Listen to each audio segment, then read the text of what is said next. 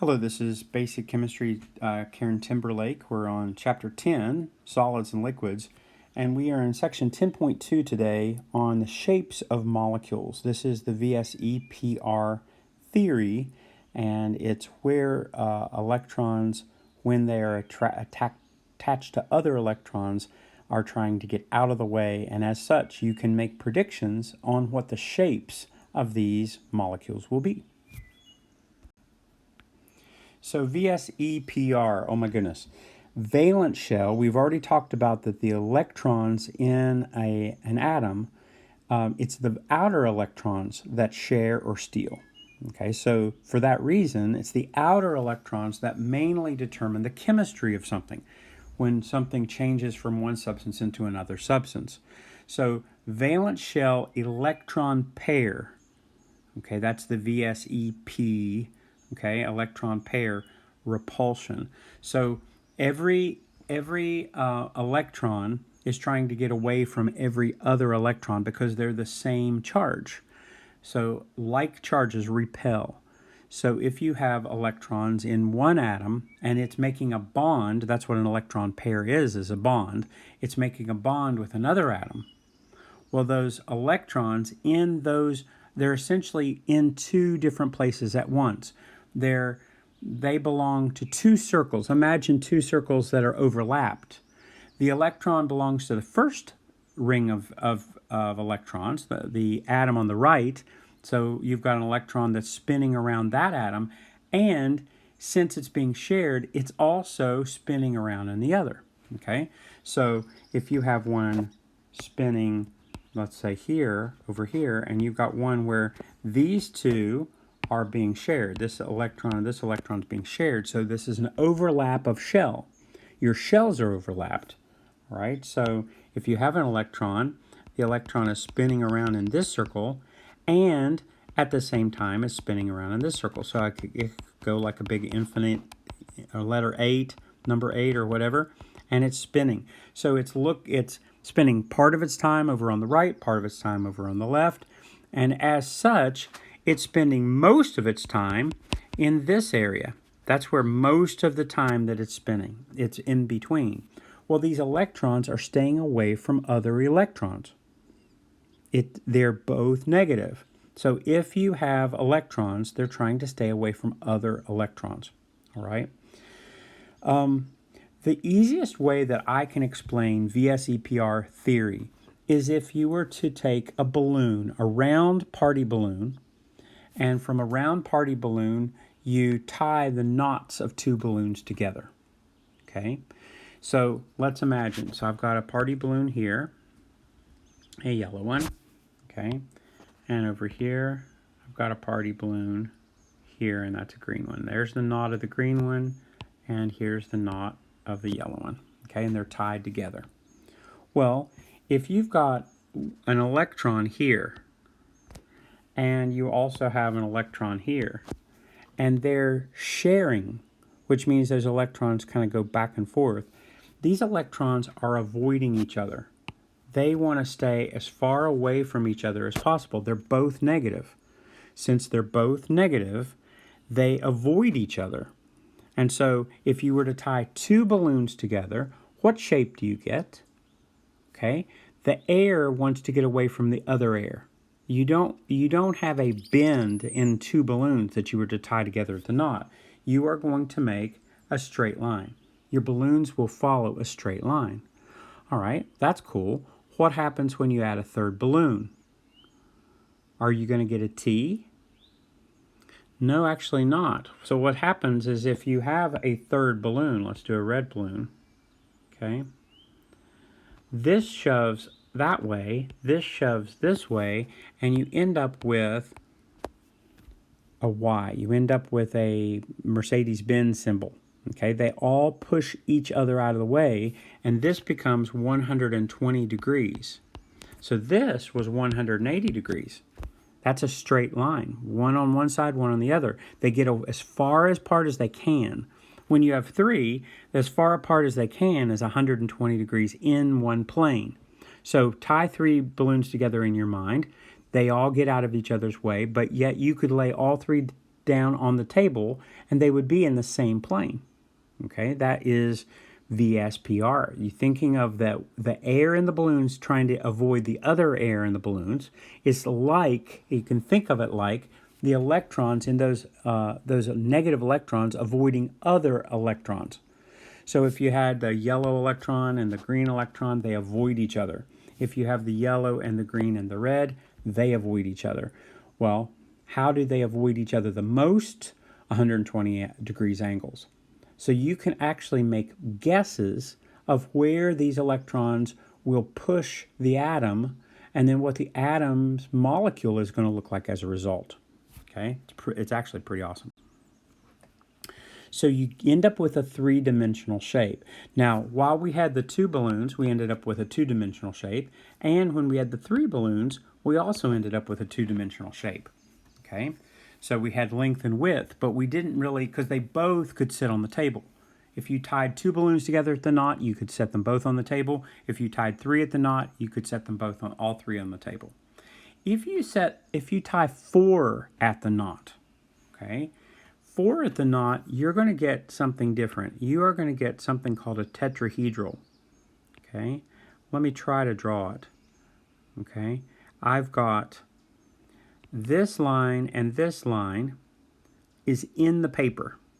Okay, that's in the plane of the paper that I'm drawing on. This triangle is coming out of the paper. Okay, and this triangle is coming back out in the back of the paper. So this is like a jack. If you've ever played jacks when you were little, a jack is a tetrahedral. There are four sticky out places, and every one of them could be the top. So you could set it. You could move this way, and instead of this one be the top, this one would be the top. They would always look like the same shape. So a tetrahedral has four arms, very three-dimensional. They're not all sitting on the same. You couldn't put all four of them. It's not like a cross where they're all sitting on the same, because they're trying to get out of each other's way, and they become three-dimensional to do that. Okay, they don't want to stay in. So you wouldn't have something like carbon and four hydrogens, which is methane. I would draw it like this. Okay, but that's not how it would look in reality. Reality, this would be the carbon, and your four hydrogens would be at each of these vertex. Okay, so you'd have one at noon, you'd have, or 12 o'clock, you'd have one at four-ish o'clock, then you'd have one coming out of the clock and one coming back into the clock. So it's completely three-dimensional. All right, so if you can predict balloons, and you could predict what the shape of balloons would be, and then every time you tied those number of balloons together, you'd get the same shape every single time. Well, you could also make some guesses with electrons for the same exact reason. They're trying to get out of each other's way. Okay, so here's a first example, two groups. If you have two groups, now I had two balloons, but this one's three, where you have a one in the center and one on either side. You end up with 180 degrees. They want to stay away from each other, and you end up with a linear shape. That's line. Okay, so two electron groups. Now, electron group can be a single bond, or it can be a double bond, or a triple bond. It doesn't matter. Coming out of one side and then coming out of the other. So you have some kind of a central atom like the beryllium, and then you have something coming off of one side, something coming off the other. That's two electron groups, linear. Right? Okay. How about two electron groups with double bonds? Okay. So double bonds, this is also linear. So what's going to happen? You've got a carbon. You've got this. Remember, this is coming out this way, and this is coming out this way, right? What'll happen is, let's say you have an oxygen. This creates a bond, okay? And this creates a bond. Now look, they're at 90 degrees angle to each other. So one is going this way, and the other is going this way, okay? So they end up being completely straight. So 2 double bonds is really the same as what we've already learned, 2 electron groups. Since they're 2 electron groups, they try to stay away from each other, and they're 180. Okay, how about 3? Well, 3 works just like the balloons. You end up with planar, because they can all stay on the table, but they're triagonal. It's a triangle that you could put on the table. So that's triagonal, planar, and they're trying to stay away from each other. And so taking 360 degrees, which is a circle, and dividing it by 3, you're going to get 120, and that's exactly what you can expect here. These are going to be 120 degrees apart. Okay, what if one of your electron pairs is not attached to anything? Okay, so in fact, one of the electron pairs is a lone pair, which means that it's like plugged, there's no attachment. The other one has an oxygen here, and the other one has an oxygen. So this is sulfur dioxide, okay? Well, what's going to happen? These electrons are going to push these.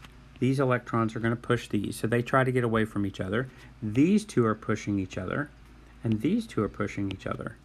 Can you see that this is almost like this is an invisible one? This is 120, this is 120, 120. So just because there's nothing attached there doesn't mean that it's not pushing like there was something attached. Because it's not the atom that's pushing, it's the electrons that's pushing.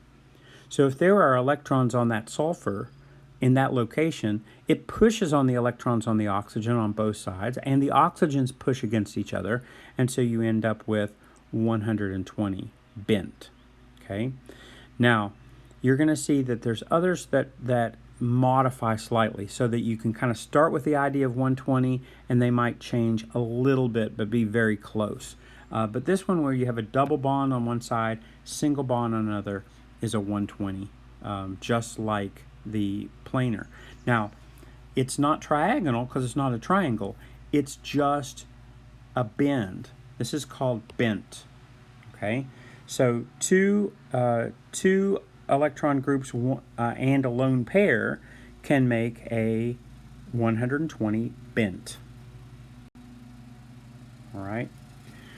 All right, if you have 4 electron groups, you're going to get a tetrahedral, just like we talked about before, okay, where you're going to have all in one direction, and you could imagine picking this up and throwing it like a dice, okay? So a four-sided dice, if you ever played with fun dice, any of them can be the top of the triangle. That's a pyramid, okay? But it's a special pyramid called a tetrahedron, okay? And a tetrahedron happens to be as far away as you can get 4 away from each other is 109 in all directions. So every atom is 109 away from its adjoining atom. So that's 4. Now this is electron dot formula on paper, and it looks like that it's just on the plane. But when they try to get away from each other, it all becomes very three-dimensional, and you end up with a tetrahedral shape. Okay. What if one of your electron pairs is not attached to anything, but it's a lone pair? Okay, so you end up with that one should have been the last one, but it is a lone pair instead. Okay, then you are still going to get the 109. The angles are going to be the same, but one of them is gone. So when you look at the actual shape of this, it's called a triagonal because there's 3, pyramidal because it's a pyramid, you see? So you got a pyramid here, one on the back and one on the bottom. So it looks like a little stool, a 3-legged stool, where the top is invisible. Okay, there's electrons there pulling or pushing, but there is nothing there, so the shape is now not tetrahedral. See, it starts with a tetrahedral arrangement, but since that's a lone pair, this is all that's left is the atoms, and that becomes triagonal, pyramidal. Okay.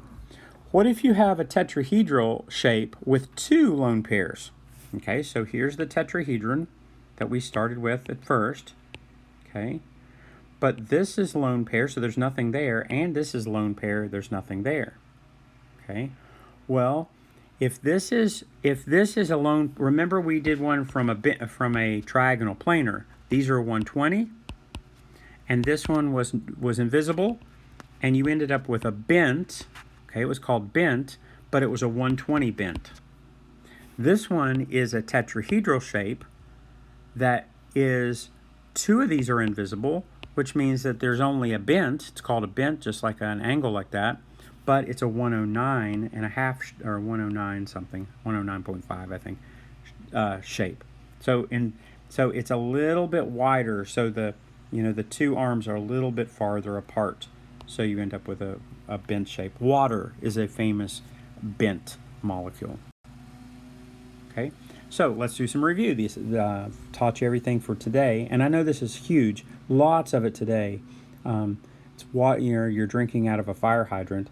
But linear, anytime you have two attached electrons, say 1, 2 attached to some central atom, it's going to get away from each other. How does two things get away the best? 180. Okay, that's called linear. Okay, 180 would be linear. What about if you had 3? The easiest way for 3 things to get away from each other is to stay in the same plane and be 120 degrees apart. Okay, so that's 3 bonded atoms with no lone pairs. What if you have 2 bonded, and 1 lone pair? Okay, well, the lone pair is going to act just like a bonded atom, and they are going to be 120 away from each other, only this is invisible. So this is simply going to be called bent, and you're going to see it's roughly 120. Now, I told you a minute ago that the push from this atom, since it has electrons all the way around, is a little bit stronger than the bend on the top. So it's roughly 120, but slightly less. Okay, so but it's based on a 120. I just think of it as a 120, but you know there's a modification. And what if you had 4 bonded atoms? That's going to be a tetrahedral shape, okay, like a jacks. Do you call it a jack or a jacks? Maybe a jack, okay. And if one of those tetrahedral is a lone pair, then you get a triagonal pyramidal. And remember, these push a little bit harder than this one, and so it's going to be slightly less than 109. And if you ended up with 2 lone pairs, then this is going to be 109.5 and slightly less, because these are pushing and these are pushing and these are pushing harder, because there's 3 electrons here, 3 electrons here, and so this is shoving a little bit harder, so this is going to be a little bit less than 109.5. Okay? All right. That's everything I'm going to hit you with today, and then we'll do some review tomorrow. Wow, no problems today.